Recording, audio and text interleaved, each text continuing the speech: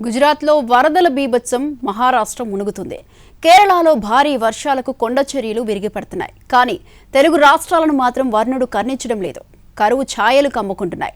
ఇలాంటి పరిస్థితుల్లో వాతావరణ శాఖ కీలక ప్రకటన చేసింది. ఇంతకీ ఐఎండీ ఏం చెబుతుంది? ఇవాల్టి నుంచి పరిస్థితి ఎలా ఉండబోతోంది? వర్షాకాలం ప్రారంభమైన తెలుగు రాష్ట్రాల్లో ఆశించిన స్థాయిలో వానలు పడలేదు. సాధారణంగా ఇప్పటికే సాగు పనులు ఊపందుకోవాల్సి ఉంది. కానీ చాలా ప్రాంతాల్లో పొలాలు ఎండిపోయి కనిపిస్తున్నాయి. కొన్ని చోట్ల వేసిన విత్తనాలు మొలకెత్తలేదు. ఇంకొన్ని ప్రాంతాల్లో విత్తనాలు మొలకెత్తినా నీళ్లు లేక ఎండిపోతున్నాయి. కరువు ఛాయలు కమ్ముకోవడంతో రైతుల్లో ఆందోళన వ్యక్తమవుతోంది. మునుపెన్నడూ లేని విధంగా ఈసారి జూన్లో వర్షపాతం సాధారణం కంటే 40% తక్కువగా నమోదైంది. 125 ఏళ్ల క్రితం అంటే 1901లో ఇలాంటి పరిస్థితి ఎదురైంది. మళ్లీ ఇప్పుడు అవే పరిస్థితులు కనిపిస్తున్నాయి.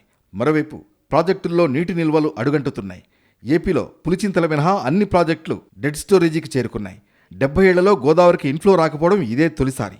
గోదావరి నీటిని సద్వినియోగం చేసేందుకు పట్టిసీమ ప్రాజెక్టు నుంచి పంపింగ్ ప్రారంభించనున్నారు. ప్రధానంగా మన గోదావరి, కృష్ణ, తుంగభద్ర, నాగావళి ఇట్లాంటి ప్రధానమైన నదులన్నీ చూస్తే ఎక్కడ కూడా రిజర్వాయర్స్లో స్టోరేజ్ లేనిటువంటి పరిస్థితి.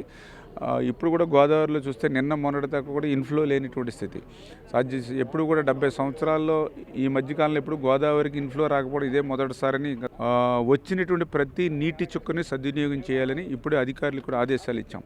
ఏదైతే పోలవరం ప్రాజెక్టుని టచ్ చేసిన వెంటనే ఇమ్మీడియట్లీ పట్టిసీమను కూడా రేపు మార్నింగే ఆన్ చేసుకోవడం.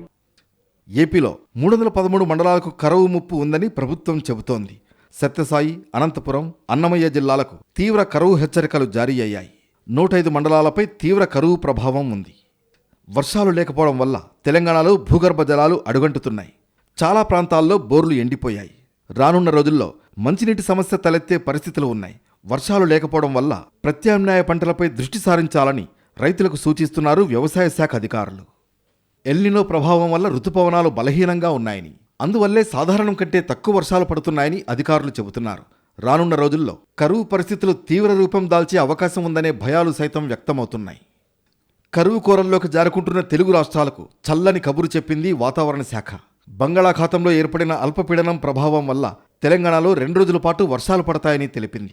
హైదరాబాద్ సహా పలు జిల్లాలకు ఎల్లో అలర్ట్ జారీ చేసింది. ముఖ్యంగా ఉత్తర తెలంగాణలో వర్షాలు ఎక్కువగా కురుస్తాయంటోంది ఐఎండీ. ఆదిలాబాద్, నిజామాబాద్, కరీంనగర్ జిల్లాల్లో ఉరుములు మెరుపులతో కూడిన భారీ వర్షాలు పడే అవకాశం ఉంది. అల్పపీడన ద్రోణి ప్రభావం వల్ల ఆంధ్రప్రదేశ్లో ఉత్తరాంధ్రతో పాటు కోస్తాలో వానలు పడనున్నాయి. ముఖ్యంగా పార్వతీపురం మన్యం, అల్లూరు సీతారామరాజు, విజయనగరం, పల్నాడు జిల్లాల్లో మోస్తరు నుంచి భారీ వర్షాలు కురిసే అవకాశం ఉందని వాతావరణ శాఖ తెలిపింది. తీరం వెంబడి గంటకు 40 నుంచి 50 కిలోమీటర్ల వేగంతో గాలులు వీచే అవకాశం ఉంది. సముద్రం కల్లోలంగా మారే అవకాశం ఉండడం వల్ల మత్స్యకారులను వేటకు వెళ్లొద్దని సూచించింది వాతావరణ శాఖ. మొత్తానికి అల్పపీడనం పుణ్యమా అని తెలుగు రాష్ట్రాల్లో విస్తారంగా వర్షాలు కురిసే అవకాశం ఉంది.